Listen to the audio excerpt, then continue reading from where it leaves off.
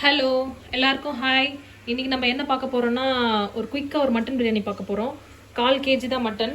இதை வச்சு நம்ம 1 டம்ளர் அரிசி, இதெல்லாம் 1.25 டம்ளர் அரிசி எடுத்துருக்கேன். 1 ஃபுல் டம்ளர், அப்புறம் ஒரு கால்வாசி ஒரு 1.25 டம்ளர் அரிசி எடுத்திருக்கேன். இதில் நம்ம மட்டன் பிரியாணி சூப்பராக எப்படி பண்ணுறதுன்னு பார்க்கலாம். இன்றைக்கி எனக்கு வீடியோ எடுக்க பிளான் இல்லை, இருந்தாலும் சரி இன்றைக்கி பண்ணலாம் அப்படின்னு ஒரு ஐடியா. அதனால தான் டக்குன்னு ரெடி ஐட்டம் பண்ணுறதுக்கு. ஸோ ஸ்டார்ட் பண்ணிடலாம். ஸ்டவ் பற்ற வச்சாச்சு. குக்கரில் ஃபஸ்ட்டு ப்ராசஸ் மட்டன் பிரியாணியில் என்ன பண்ணணும் அப்படின்னா, கறி 1/4 கிலோ மட்டன் நல்லா எடுத்து மஞ்சத்தூள் போட்டு நல்லா கழுவிக்கணும். இது 1/4 கிலோ தான் இருக்கும். 1/4 கிலோ கறி. இதை எடுத்து இந்த மாதிரி குக்கரில் போட்டுட்டு, அப்படியே குக்கரில் போட்டுட்டு, இஞ்சி பூண்டு பேஸ்ட் இருக்கு இல்லையா, ஒரு 3/4 ஸ்பூன் இல்லை ஒரு 1/2 ஸ்பூன் இஞ்சி பூண்டு பேஸ்ட் போட்டுட்டு, கல் உப்பு கொஞ்சம் போட்டு, தண்ணி ஒரு 2 டம்ளரோ நம்ம இஷ்டம். சூப் எடுத்து சில பேர் ரசம் வைப்பாங்க மட்டன் பிரியாணி பண்ணும்போது. அந்த மாதிரி இருக்கிறவங்க பெரிய டம்ளரில் 2 டம்ளர் 3 டம்ளர் தண்ணி ஊற்றிக்கலாம். நான் வந்து இந்த டம்ளரில் ஒரு 1.5 டம்ளர் தண்ணி ஊற்றிட்டு, ஒன்றும் இல்லைங்க, இந்த குக்கரில் மட்டன் 1/4 கிலோ போட்டு கழுவிட்டு, மஞ்சத்தூள் போட்டு கழுவிட்டு 1/4 கிலோ போட்டுட்டு, கொஞ்சோண்டு இஞ்சி பூண்டு பேஸ்ட்டு, கொஞ்சமாக கல் உப்பு போட்டு, ஒரு 2 டம்ளர் தண்ணி ஊற்றி 20 நிமிஷம் நல்லா ஃபாஸ்ட்டாக ஒரு விசில் வந்ததுக்கப்புறம் 3/4 ஸ்பீடில் வச்சுட்டு, 3/4 ஸ்பீட்னா 3/4 வச்சுட்டு 20 நிமிஷம் நல்லா மட்டன் வெந்துடணும். மட்டன் வேக வச்சு எடுத்துடணும். சிக்கன் பிரியாணிக்கு டைரெக்டாக செய்யும் போதே போடலாம் சிக்கன். மட்டனுக்கு கம்பல்சரி மட்டன் முன்னாடியே வேக வச்சு எடுத்துடணும். ஸோ நான் வேக வச்சு 20 நிமிஷம் நல்லா வேக வச்சு எடுத்து வச்சுட்டேன். பாருங்கள், 20 நிமிஷம் நல்லா வேக வச்சு எடுத்து வச்சுட்டேன். இப்போ அரிசி ஊற வைக்கிறது. பாஸ்மதி ரைஸ் தான் நான் யூஸ் பண்ணுறேன். இங்கே பாருங்கள், இந்த பாஸ்மதி நார்மலான பாஸ்மதி ரைஸ் தான், இந்தியா கேட் பாஸ்மதி ரைஸு. இது வந்து நான் 1.25 டம்ளர் எடுத்துகிட்டு, இது கழுவறி ஊற வைக்கிறதுல ஒரு ட்ரிக் இருக்குதுன்னு நான் ஆல்ரெடி சொல்லியிருக்கேன். தெரியாதவங்களுக்கு குயிக்காக சொல்கிறேன். ஒரே வாட்டி நல்லா நார்மல் டேப் வாட்டர் போட்டு, உப்பு தண்ணி இருக்கு இல்லையா, அந்த தண்ணியில் ஒரு வாட்டி நல்லா அழுத்தி பிசைஞ்சு, ஒரே வாட்டி பிசைஞ்சு இது ஊற்றிட்டு, கழுவி ஊற்றிட்டு, இன்னும் நல்ல தண்ணி ஊற்றிட்டு, ஆரோ வாட்டரோ இல்லை கேன் வாட்டரோ ஏதோ போட்டு அப்படியே ஊற வச்சிடணும். அவ்வளோதான். மற்றபடி அந்த அரிசி வந்து நம்ம எப்போ நம்ம ஸ்டவ்வில் வந்து குக்கர் வைக்கிறோமோ அந்த டைமில் அரிசி ஊற வச்சா போதும். இதெல்லாம் வேகிறதுக்குள்ளே அந்த ஊறுறது வந்து கரெக்டாக இருக்கும். அதுக்கு முன்னாடி 1/2 மணி நேரம் 1 மணி நேரம்லாம் அந்த அளவுக்கு தேவையில்லை. ஊற வைக்கிறவங்க ஊற வச்சுக்கலாம், தப்பு இல்லை. ஸோ இப்போ நம்ம மட்டன் பிரியாணிக்கு தேவையான ஐட்டம் என்னென்னு பார்த்தா, நான் வந்து 1/4 கிலோ மட்டன், 1.25 டம்ளர் அரிசி. இது நான் எப்படி எடுக்கிறேன்னா, 2 பெரிய வெங்காயம், 3 வெங்காயம், இது நல்ல பெரிய வெங்காயம் இல்லை 3 வெங்காயம் நீல நீளமாக மெலிசாக நறுக்கியிருக்கேன். நெக்ஸ்ட்டு தக்காளி நான் நறுக்கி காமிக்கல. இப்போ பாருங்கள், பெரிய தக்காளி 2 தக்காளி எடுத்திருக்கேன். 3 வெங்காயம்னா 2 தக்காளி. தக்காளி அளவு வந்து பிரியாணிக்கு எப்போவுமே வந்து கம்மியாக தான் இருக்கணும், இல்லைன்னா தக்காளி சாதம் மாதிரி ஆகிடும். 3 வெங்காயத்துக்கு 2 தக்காளி தான் எடுத்திருக்கேன். நெக்ஸ்ட்டு வந்து தாளிப்புக்கு என்னென்னா, பட்டை 2 லவங்கம், கொஞ்சோண்டு பட்டை 2 லவங்கம், ஒரே ஒரு இலை பிச்சு வச்சுருக்கேன். நெக்ஸ்ட்டு சோம்பு கொஞ்சம் ஒரு 1/2 ஸ்பூன் சோம்பு. இது வந்து ஏலக்காய் நான் ஆல்ரெடி தூள் பண்ணி தான் வச்சுருப்பேன், அதனால நான் ஏலக்காய் வந்து ஒரு 1/2 ஸ்பூன் எடுத்துக்கிறேன். பட்டை, லவங்கம், இலை, ஏலக்காய், கொஞ்சோண்டு சோம்பு, அப்புறம் வந்து பச்சை மிளகா. அவ்வளோதான். நான் பிரியாணி மசாலாலாம் எதுவும் போடலை. டைரெக்டாக மிளகாத்தூள், வெறும் மிளகாத்தூள் போட்டு மட்டும்தான் நான் பிரியாணி செய்ய போகிறேன். சூப்பராக இருக்கும், ஆத்தென்டிக்கான பிரியாணி. நெக்ஸ்ட் இது முக்கியமான விஷயம், பிரியாணி வாசனை எங்கேருந்து வருதுன்னா, இது வந்து புதினா. நான் இது எதுக்கு இந்த கிண்ணம் வச்சுருக்கேன் அப்படின்னா, நான் உங்களுக்கு அளவு காமிக்கிறதுக்கு வச்சுருக்கேன். எப்படின்னா, புதினா பாருங்கள், இது 2 கட்டு புதினா கிள்ளி வச்சுருக்கேன். இப்போ புதினா எப்படி எடுக்கணும் அப்படின்னா, அழுத்தி ஒரு புடி, இப்படி அழுத்தினா இப்படி ஒரு புடி வருது இல்லைங்களா, இல்லைன்னா இப்படி அழுத்தி பிடிச்சா இப்படி ஒரு புடி வருது. இதுதான் அளவு. இந்த ஒரு புடி புதினா ப்ளஸ் கொத்தமல்லி இருக்கு இல்லையா, ஒரு 1/2 கட்டு கொத்தமல்லி எடுத்து நல்லா சுத்தம் பண்ணிவிட்டு நல்லா பொடியாக நறுக்கி இங்கே வச்சுருக்கேன். இப்போ பாருங்கள், நான் எடுத்து காமிக்கிறேன். இங்கே பாருங்கள், தெரியுதுங்களா, கொத்தமல்லியும் புதினாவும் சேர்த்து. இது கொத்தமல்லி 1/2 கட்டு போட்டிருக்கேன், மிச்சம் வந்து புதினா. அப்புறம் இதுக்கு வந்து நான் கல் உப்பு வச்சுருக்கேன், தூள் உப்பு போடுறவங்களும் போட்டுக்கலாம். நெக்ஸ்ட்டு கொஞ்சோண்டு தயிர் வச்சுருக்கேன். தயிர் வந்து கொஞ்சம் பைண்டிங்காக, தயிர் பைண்டிங்னா எப்படி சொல்கிறது, தக்காளிலாம் வதங்கிட்டதுக்கப்புறம் தயிர் போட்டு கலக்கிட்டு அப்புறம் கறி போட்டுக்கலாம். அதுக்காக தான் தயிர் வச்சுருக்கேன்.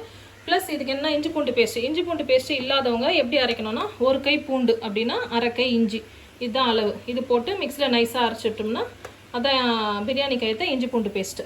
இது வந்து நார்மல் மிளகாத்தூள். இப்போ நான் சுட அரைச்சேன், அதை வறுத்துட்டு கடாயில் வறுத்துட்டு அரைச்சேன் காஞ்ச மிளகாவை. இந்த நார்மல் மிளகாத்தூளும் 1 ஸ்பூன் இல்லை 2 ஸ்பூன் நம்ம காரத்துக்கு ஏற்ற மாதிரி போட்டுக்கலாம். இல்லை புதுசாக செய்கிறோம், எங்களுக்கு எக்ஸாக்டாக அளவு வேணும் அப்படின்னா இது ஃபுல்லாக ஒரு 2 ஸ்பூன் போட்டுக்கலாங்க. நெக்ஸ்ட் வந்து இது காஷ்மீரி சில்லி வேணும்னா, காரம் கிடையாது, கலருக்கு வேணும்னா 1/2 ஸ்பூன் போட்டுக்கலாம். நம்ம இஷ்டம், போடுறதும் போடாததும். சரி, நம்ம இப்போ பிரியாணி எப்படி செய்கிறதுன்னு ஸ்டார்ட் பண்ணிடலாம். இப்போது ஒரு குக்கரில் நெய் வந்து ஒரு பெரிய ஸ்பூன் நெய் போட்டிருக்கேன். அப்புறம் வந்து ஒரு 1/4 டம்ளர் எண்ணெய் ஊற்றிருக்கேன். 1/4 டம்ளர்னால் இந்த அளவுக்கு டம்ளரில் இந்த அளவுக்கு எண்ணெய் ஊற்றிருக்கேன். தெரியுதா பாருங்கள், தெரியுதுங்களா? இப்போ நம்ம தாளிப்பாயிட்டோம். பட்டை, லவங்கம், ஏலக்காய், சோம்பு, அதுக்கப்புறம் இலை, அதுக்கப்புறம் பச்சை மிளகாய் தாளிச்சிட்டு ரொம்ப நேரம் வைக்கணும்னு அவசியம் இல்லை. அப்படியே வெங்காயம் போட்டுடலாம். வெங்காயம் போட்டுட்டு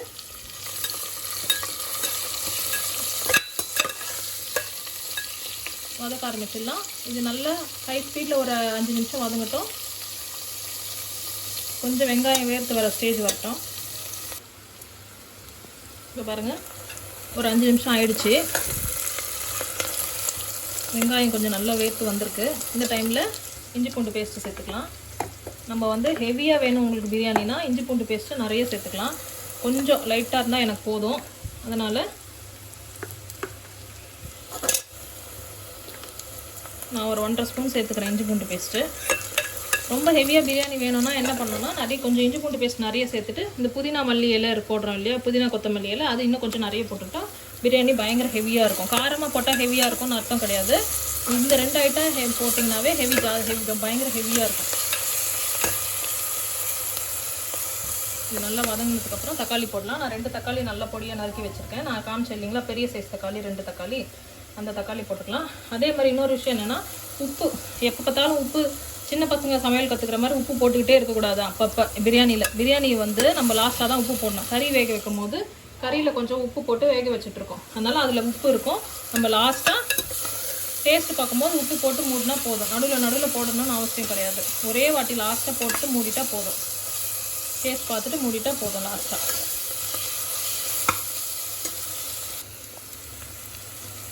பாருங்கள், போட்டு ஒரு 2-3 நிமிஷம் ஆயிடுச்சு. இஞ்சி பூண்டு பேஸ்ட்டு போட்டு இந்த டைமில் நம்ம என்ன பண்ணோம்னா தக்காளி போடக்கூடாது. என்னோடய ஸ்டைல் வந்து நான் வந்து தக்காளிக்கு அப்புறம் போட மாட்டேன். ஃபஸ்ட்டு இஞ்சி பூண்டு பேஸ்ட்டு வெந்ததுக்கப்புறமா நான் வந்து புதினா கொத்தமல்லி எல்லாம் போட்டுருவேன். இப்போ பாருங்கள், இந்த டைமில் இஞ்சி பூண்டு பேஸ்ட்டு பாதி வெந்தால் போதும். அதுக்கு உடனே புதினா கொத்தமல்லி போட்டு நம்ம நல்லா வதக்கிக்கலாம்.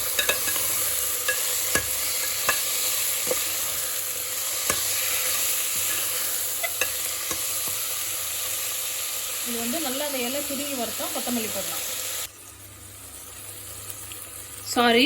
இலை சுருங்கி வரட்டும், கொத்தமல்லி போடலான்னு சொல்லிட்டு அந்த இலை சுருங்கி வந்ததுக்கப்புறம் நம்ம தக்காளி போடணும். ஆல்ரெடி கொத்தமல்லி புதினா சேர்த்து தான் போட்டிருக்கோம். இலை நல்லா சுருங்கி வந்துடுச்சு 2 இலையும். அதனால் நம்ம தக்காளி போட்டுக்கலாம். இது 2 பெரிய தக்காளி. நல்லா ஃபாஸ்ட்டாக வச்சு தக்காளி நல்லா சூடானதுக்கப்புறமா நான் ஸ்லோ பண்ணுறேன். அப்போ தான் நல்லா தக்காளி வதங்கும். முதல்ல ஸ்லோ பண்ணிட்டோம்னா தக்காளி வந்து வேகவே வேகாது, அப்படியே இருக்கும். வெளியில் மட்டும் கொஞ்சம் சுருக்கமாக தெரியும், உள்ளே வேகாது. நல்லா ஃபாஸ்ட்டாக வச்சுட்டு தக்காளி நல்லா சூடானதுக்கப்புறமா நம்ம ஸ்லோ பண்ணி வேக வைக்கலாம். ஒரு 5 மினிட்ஸ் இல்லை ஒரு 10 மினிட்ஸ் ஆகட்டும். இதுதான் பதம். இது வந்து தக்காளி போட்டு நல்லா தொக்கு மாதிரி வரும் பாருங்கள், அதுதான் பதம். அதுக்கப்புறம் தயிர் சேர்த்துக்கலாம். இப்போ பாருங்கள், நான் வந்து 5 நிமிஷம் ஃபாஸ்ட்டாக வச்சுட்டு தக்காளி நல்லா சூடானதுக்கப்புறம் ஸ்லோ பண்ணிவிட்டேன். அப்புறம் ஒரு 10 நிமிஷம் ஸ்லோலேயே வச்சுட்டேன். இப்போ தக்காளி எப்படி ஆயிருக்கு பாருங்கள். இந்த டைமில் நம்ம வந்து மிளகாத்தூள் போட்டுக்கலாம். இது வந்து வெறும் மிளகாத்தூள், வீட்டிலே அரைச்சது, அதனால அப்படி இருக்குது, இந்த மாதிரி இருக்குது. நான் வந்து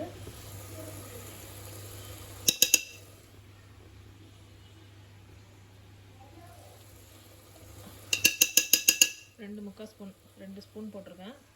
அதுக்கு பதில் இதில் வந்து காஷ்மீரி சில்லியில் ஒரு 1/2 ஸ்பூன் சேர்த்து 2 ஸ்பூன் வருது போட்டாச்சு. இப்போ சால்ட்டு, நான் கல் உப்பு போடுறேன். ஆல்ரெடி கறியில் உப்பு போட்டிருக்கேன், அதனால் நான் கொஞ்சமாகவே போடுறேன். பத்தலைன்னா லாஸ்ட்டாக போட்டுக்கலாம்.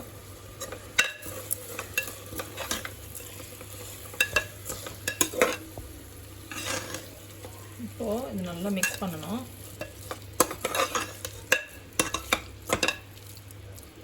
பாருங்கள், அடியிலலாம் ஒட்டலை. நல்லா மிக்ஸ் பண்ணதுக்கப்புறம் நான் தயிர் சொன்னேன் இல்லைங்களா, ஒரு 2 ஸ்பூன் தயிர் ஊற்றிட்டு மிக்ஸ் பண்ணிவிட்டு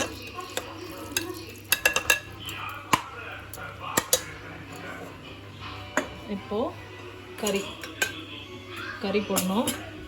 இங்கே பாருங்கள், நான் வெறும் கறி மட்டும் இருத்து போடுறேன். 1/4 கிலோ கறி நான் சொன்ன மாதிரி.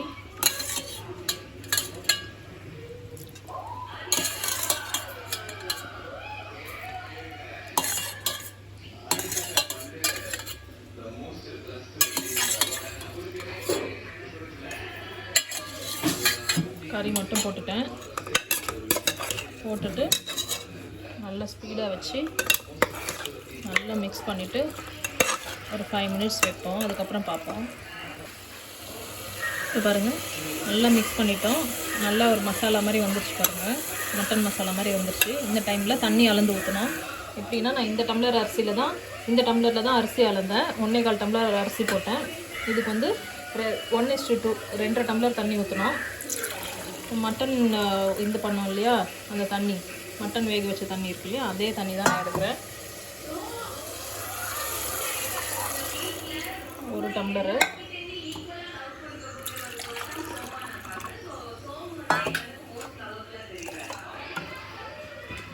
அவ்வளோதான், சூப் இருக்குது.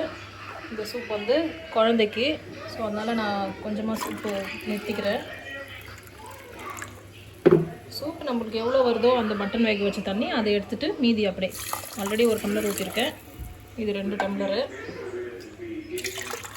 ஆக்சுவலி கணக்குப்படி இதுதான் 2.5 டம்ளரு. நான் 2.5 ஊற்ற போகிறதில்ல, கொஞ்சம் தான் ஊற்றுறேன். கொஞ்சம் மீத்துட்டேன். ஏன்னா பாஸ்மதி ரைஸ்க்கு கொஞ்சம் கம்மியாக இருந்தால் நல்லா அரிசி பொலன்னு இருக்கும். அதனால் இப்போ நல்லா இது வெந்து வரட்டும். நல்லா இது கொதிக்கட்டும். கொதித்த உடனே ரைஸ் போட்டு மூடிட்டு ஒரு 1/2 லெமன் புழிஞ்சிடணும். அவ்வளோதான்.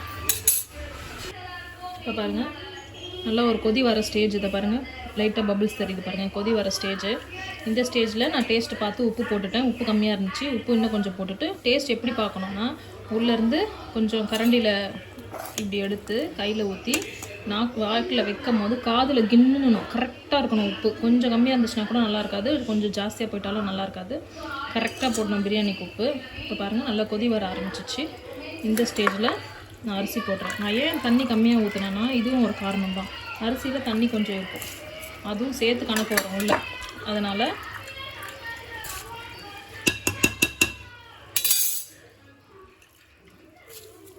அரிசி போட்டுட்டு காமிக்கிறேன். பாருங்கள், எல்லாம் அரிசி நம்ம ஃபுல்லாக அரிசி எல்லாம் போட்டாச்சு. பாருங்கள், அரிசி போட்டாச்சு. எப்படி இருக்குது பாருங்கள், மேலே ஜிக் ஜிக்குன்ட்டு. இந்த டைமில் லெமன், ஒரு 1/2 லெமன்.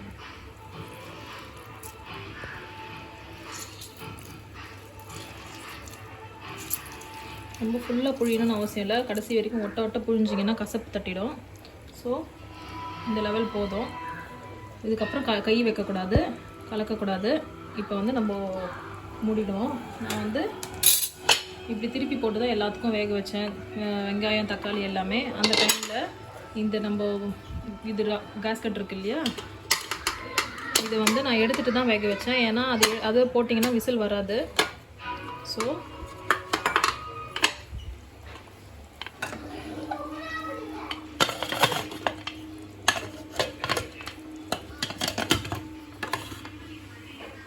நல்லா ஃபாஸ்ட்டில் தான் இருக்குது. எதுக்கு ஃபாஸ்ட்டில் வைக்கிறாங்க, ஃபாஸ்ட்லேயே ஒரு விசில் வரட்டும். அதுக்கப்புறம் நம்ம ஸ்லோ பண்ணிவிட்டு ஒரு 5 மினிட்ஸ் வச்சுட்டு எடுத்துக்கலாம். அதாவது பாஸ்மதி ரைஸோட வேகிற டைம் எப்படி வரும் அப்படின்னு பார்த்தீங்கன்னா, ஃபஸ்ட்டு கழுவுறதே ஒரு ட்ரிக்கு தான். நல்லா டேப் வாட்டரில் ஒரு வாட்டி வாஷ் பண்ணிவிட்டு ஒரே வாட்டி தான் தண்ணி ஊற்றி ஊற வைக்கணும். நல்லா 4-5 தண்ணியில் கழுவக்கூடாது. நெக்ஸ்ட்டு இப்போ இது வேகிறதும் வந்து ஒரு விசில் 1 நிமிஷம், அதுதான் கணக்கு. இதனால் நான் வந்து இப்போ ஒரு விசில் வரட்டும், ஸ்லோ பண்ணி ஒரு 2 மினிட்ஸ் கழித்து ஆஃப் பண்ணிடலாம். நான் காட்டுறேன்.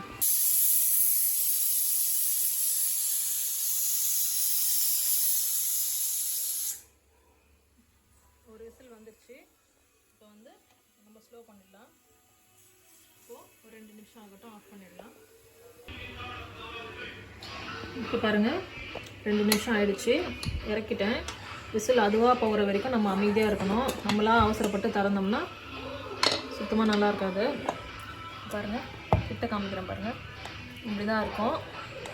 பாருங்கள், ஒரு அரிசி கூட உடையில, அடியில் ஒட்டியிருக்கான்னு பார்க்கலாம். இது எடுத்து கொட்டணும். ஒரு நிமிஷம், நான் ஒரு கையில் கேமரா ஹோல்ட் பண்ணுறேன்.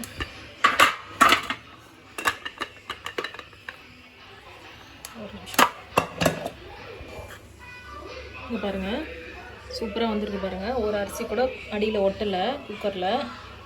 பாருங்கள் எப்படி இருக்குது பாருங்கள். அரிசி நீல நீளமாக கொஞ்சம் ஈரப்பதமாக இருந்தால் தாங்க பிரியாணி சாப்பிட நல்லாயிருக்கும். ரொம்ப உதிரி உதிரியாக அப்படியே நெட்டை நெட்டையாக வடித்தோம்னா ரொம்ப உதிரி உதிரியாக இருக்கும். இது நல்ல அரிசியும் நல்லா வெந்திருக்கு, ஆனாலும் உடையில.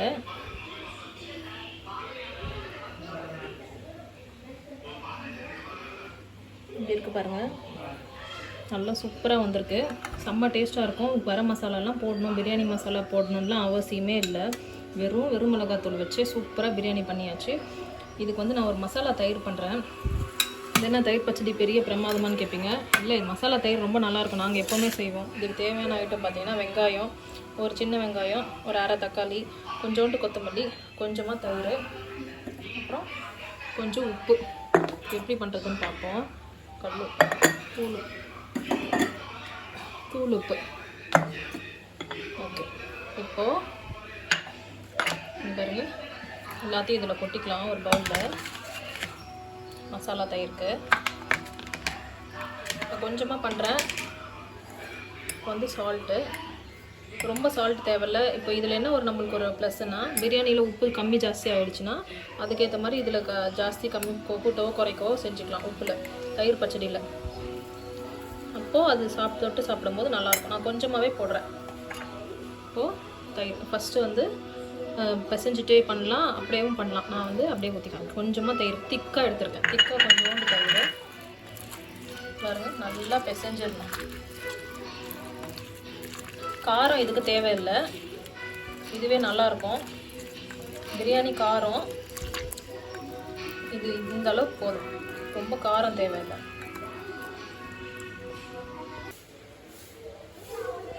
இப்போ பாருங்கள் சின்ன கிண்ணத்தில் மாற்றிட்டேன். உப்பு கம்மியாகவே போட்டுக்கோங்க, ரொம்ப உப்பு போடாதீங்க, கொஞ்சமாக போட்டுக்கோங்க உப்பு.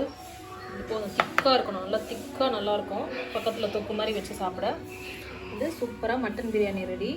அவ்வளோ டேஸ்ட்டாக இருக்கும். நீங்கள் வேணால் செஞ்சு பாருங்கள். எந்த மசாலாவும் ஆட் பண்ணல, வெறும் மிளகாத்தூள் மட்டும்தான், வேறு ஒன்றுமே போடல.